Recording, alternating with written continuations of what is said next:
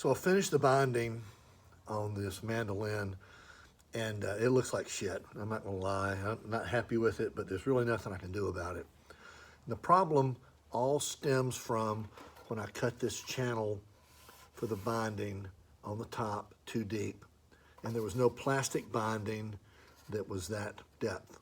So I had to take a piece of maple and I cut it and sanded it down to the thickness of the binding channel and bent it to go around the mandolin. And as you can see, it didn't bind up tight all the way around.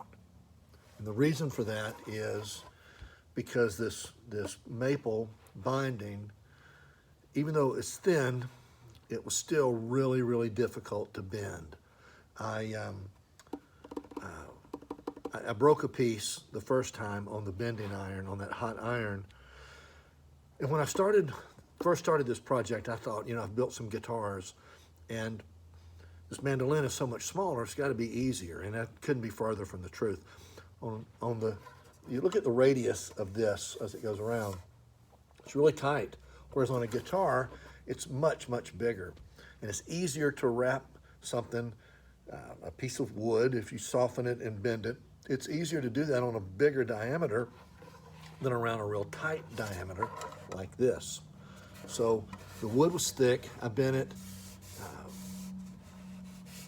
There's just a whole host of reasons why, but it didn't cinch up as tight as I wanted it to.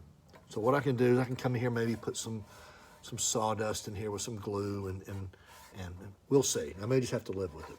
Now on the back, I used the plastic binding, and this is also awfully thick. I don't know why when I ordered this, they sent me such a thick binding, but it was a little contrary, but nothing like the front or the top. And then I bent around the heel here, I bent the plastic, and so there we are.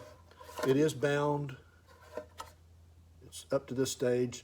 The next thing I'm gonna do is start laying out and cutting the fret slots to install the fretboard up here.